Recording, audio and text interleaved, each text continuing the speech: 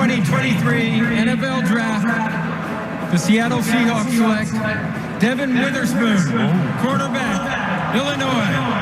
With the 47th pick in the 2023 NFL Draft, the Washington Commanders select Jartavius Martin, defensive back, Illinois. Hey guys, with the 66th pick in the 2023 NFL Draft, the Philadelphia Eagles select Sidney Brown, DB, Illinois.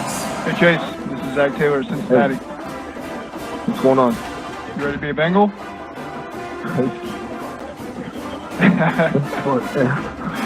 That's awesome, man. Mully and Haugh, Chicago Sports Radio 670 The Score. And we are delighted to welcome in Coach Bret Bielema. He, of course, the head coach at Illinois, and the NFL grabbed your guys, your whole secondary, basically, and 4 guys drafted. I tell you what, as much as you hate to see him leave, that's got to be a great feeling. You've had a lot of players drafted, and to add to that total's got to be pretty cool. Yeah, that pushed me over 50 in my career. Wow. To see guys drafted is kind of an awesome moment. I was actually at draft day, draft night, when Spoon got taken. It was kind of cool. I was sitting on the couch in the green room and was literally caught eyes with Spoon literally when he picked his phone up. And the Seahawks, John Schneider, the GM, and Pete Carroll had called me the day before and asked a lot of questions. So I hadn't told him that day, but I had a feeling that they were probably going to grab him, and it was an awesome moment. How in the world did anybody complete a pass against you guys last year? Look at the defensive backs that are going into the NFL. Yeah. I mean, those guys must have been fun to coach, but that had to be – was that the strength of your team last year? But it's probably very similar to your skills at Ball State. Very similar. They got in the NFL and you got in radio, right? Exactly. So I knew think, I'd made the right choice. You know, those guys, the awesome part for me as a head coach was I remember literally watching them the first day that we got there in drills. And I had notes that I still carry in my folder that I saw Spoon do a cone drill, and I literally wrote, you know, exceptional feet, great length, great attitude, very coachable. And that's exactly what he is. And then, you know, Quan was a guy that really wasn't even a starter when we got there and turned him into a second-round pick worth a lot of money. Spoon had started, I believe, 4 or 5 games. He went to bed that night before the draft with, you know, whatever he had in his checking account, woke up the next day with over $35 million. So it's, you know, everybody's like, hey, coach, congratulations on the draft. I'm like, hell no. Like, I got to replace these guys. Right. You know, so fun, sad, but also a great indicator, and we're using it right now to recruit more guys. Yeah, I'm sure. And you know, the very fact that you're landing people in the league is going to encourage that a top 10 pick, a 5 overall pick. You know, we were talking about David nicknamed their defense the Legion of Spoon the day after the draft because they are the Legion of Boom. And that's what I loved about watching that kid play. I mean, he came up and stuck people. It was really interesting when you were listening to some of the draft people talking about the difference between him and the kid from Oregon? Yeah. And which guy goes first.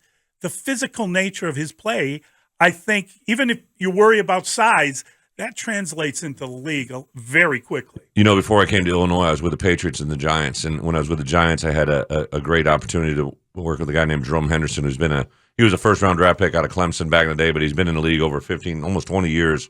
At a DB coach, and he literally called me about a week or a month before the draft and said, Bret, I don't know if I've ever enjoyed watching a secondary, and in particular Spoon, ever watching a DB that I've enjoyed watching him play more than him. Spoon plays with a relentless attitude. He's very tough, great demeanor. You know, when we had bye weeks, I wouldn't let him hit a soul. He didn't hit a bag. He didn't hit anything. Because, I mean, he plays so physical during the games. You just knew that at some point the math wasn't going to work, right? Right. I think his best football is in front of him. I told this to Coach Carroll and John Snyder when they called me. Like, as good as he is right now, I think in 2 years you're going to have a guy that might be one of the best in the league. And you got another set of stories in Chase and Sidney Chase and Sidney Brown that are just awesome in terms of recruiting, in terms of what they developed into. And now they go to the NFL in good situations. Yeah. You look at Philadelphia, the comparison already to Brian Dawkins. Yeah. You see some of that. Yeah. And then you see, you know, in Cincinnati, that's a offense where you can succeed as a running back because of everything that you have around you. You know, it's been fun. I've been doing this is going my 15th year as a head coach, and the Eagles, their GM called me before the draft, and I knew they were very interested in Sid. And just the physicality that he brings, the demeanor. He'll be a 4-core player. Just a really fun kid to be around, very coachable. And again, like, he hadn't played a lot of ball before we got him.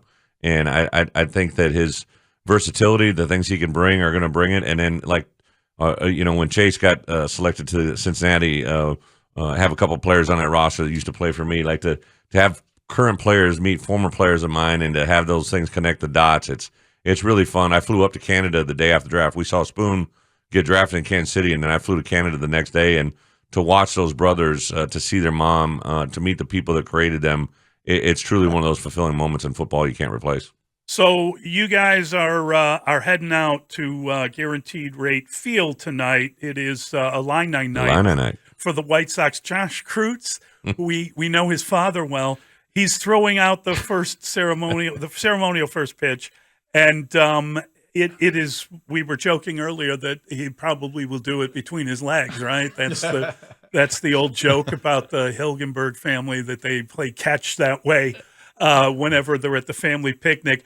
We should let everyone know all University of Illinois alumni, students, faculty, staff, family, and friends, they're invited to attend Illini Night. And as part of the outing, the White Sox are offering a special ticket package that includes early batting practice access. That's awesome. And a co-branded White Sox Illinois hat. So if you like Illinois, get out there and you can cheer for Josh, who has to be a little bit nervous about throwing out a ceremonial. I called him yesterday. I said, hey, now don't embarrass us, right? Like, so as a head coach, I made a great head coaching decision. I knew that I would roll it between somebody's legs. Yeah. So I deferred to Josh. And I called him yesterday. I said, hey, bro, like, what are you doing? And so he sent me a video of him and his brother. James is his younger brother. And I saw video evidence of 3 pitches that were thrown very well. Now, James could not make it back to the mound on the throwback from the catcher spot. But I texted that to my staff. I showed them the video, and then Bart Miller talked to Josh, and he said that Olin, Josh had struck out in his Little League career, and he made him quit baseball. He didn't want to bring embarrassment. So not hard to believe. They're a great family, great people. God. Josh is an unbelievable player. Going to be a really good. He's our starting center. Really, just both of them are great kids. Very competitive.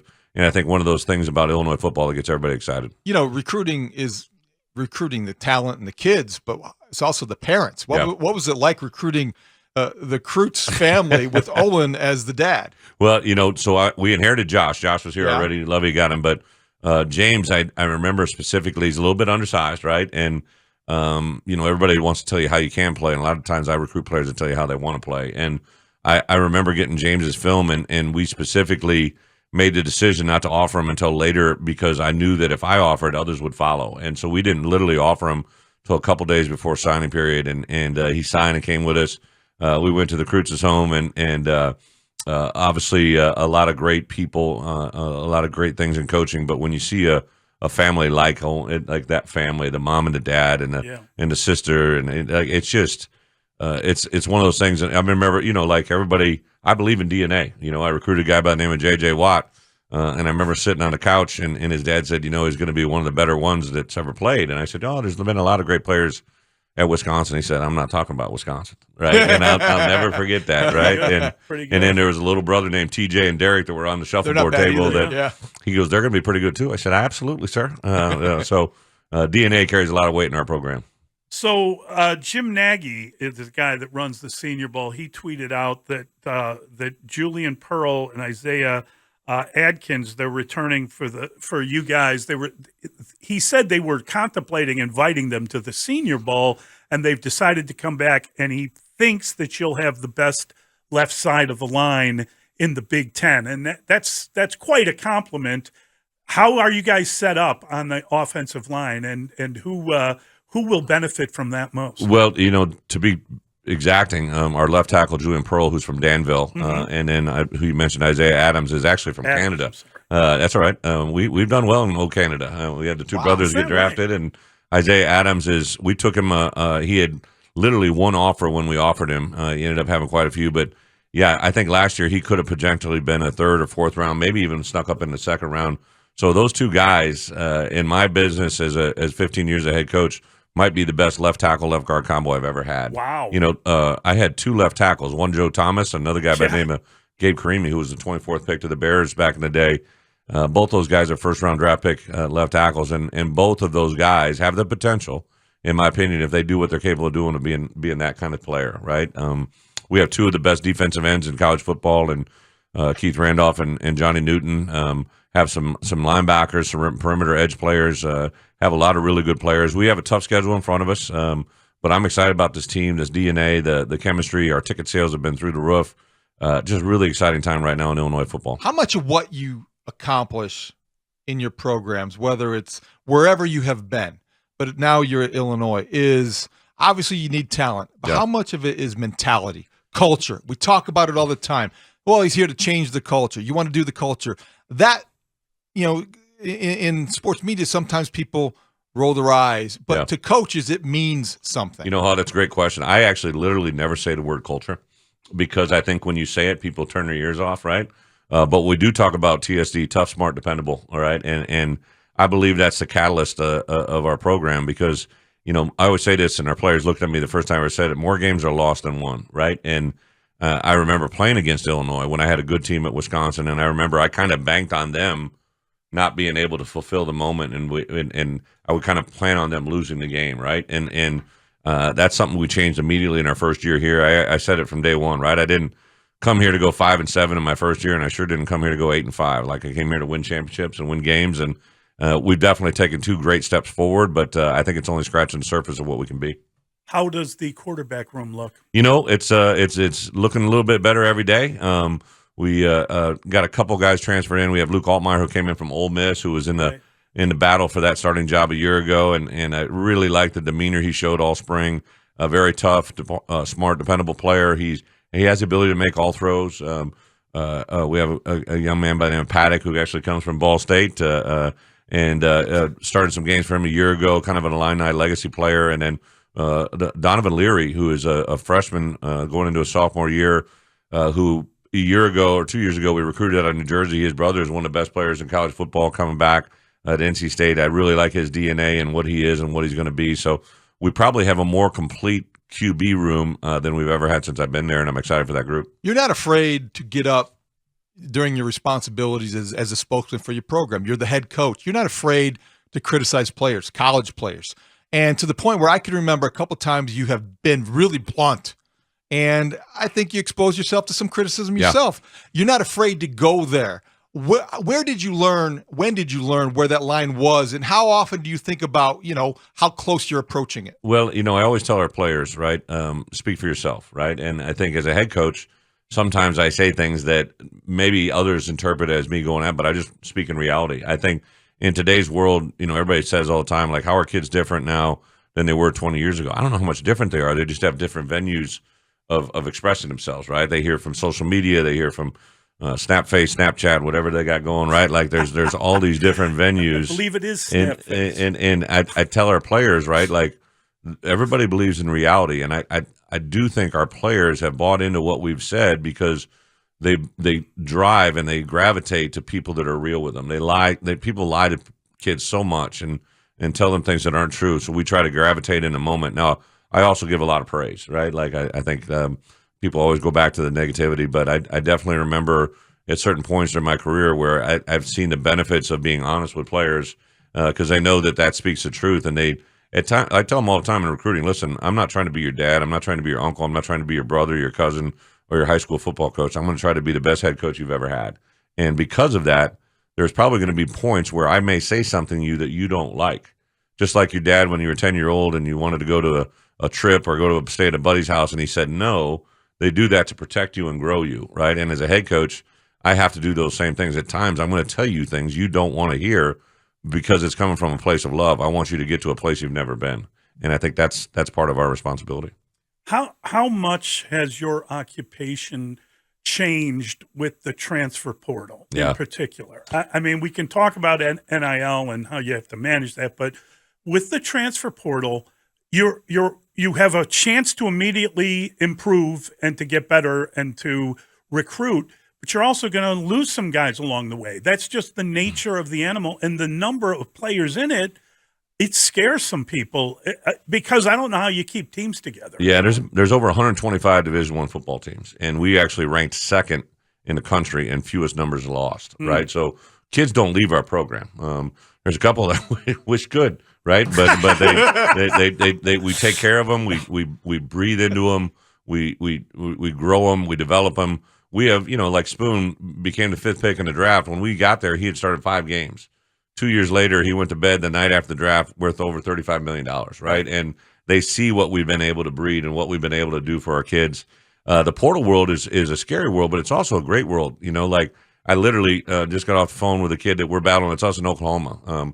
We had a kid in this weekend. It was us, LSU, and Ole Miss, right? So now whether we get them or not, but we're in the ballpark. We're fighting with teams that we're no longer beating. No disrespect, we're not beating teams that we should be, beating. We're now competing with the best in the country, and that's because we got great donors, great support people. Were you about to take a shot at the MAC there? No, I wasn't going to take a shot at the MAC. But you caught yourself, didn't you? Because we played Toledo. I know. It was a good you opened team. up with Toledo. I know that. Well, yesterday I had 4 meetings with NIL donors here in the Chicagoland area, right? And it's because of their support.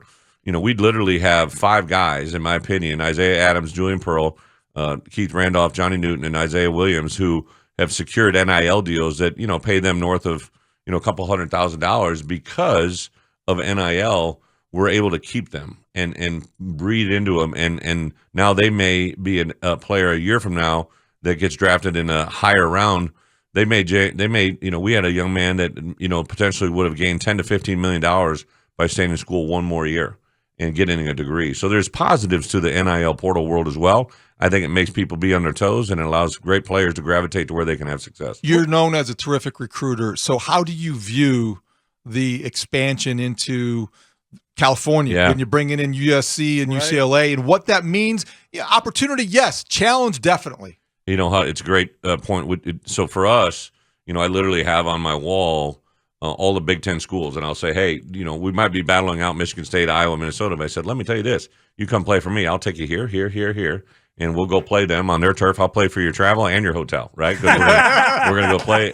And now we get to include USC and UCLA, right? And I remember playing in the Rose Bowl as a player and then as a coach.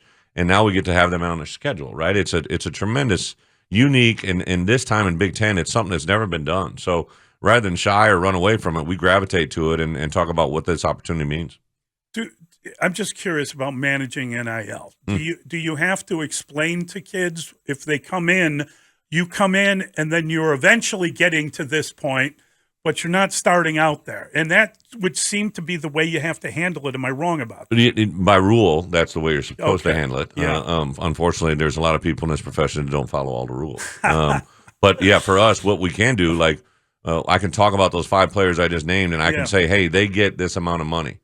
I can't tell them this is what you're going to get, but if you play like them, this is what you would demonstrate and have the ability to captivate.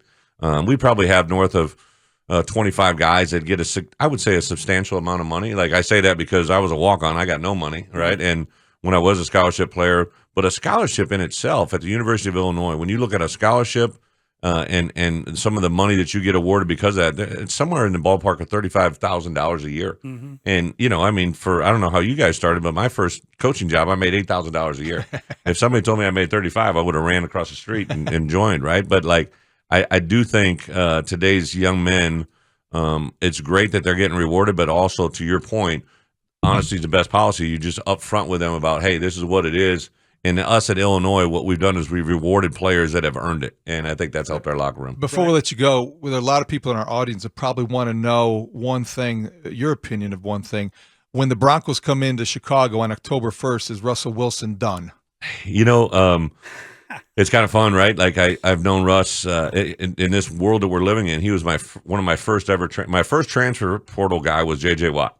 My second one was Russell Wilson, right? So we've done well in the transfer portal, and I remember seeing Russ come in and the presence he carried, and it took me all about 5 minutes to see him at practice to realize how special he was. So I think he's going to double down. I've known Sean Payton a long time. I met him at a track meet in Rantoul, Illinois, when he was at Eastern Illinois coaching. So I think those two together might be able to breed something pretty special. I grew up a Bears fan, right? So from Illinois, I grew up a Bears fan, and now because of the profession I've in, have 108 guys that have played in the NFL. Like I don't really have a favorite team anymore, but I always root for my former players, and I think that'll be a great day.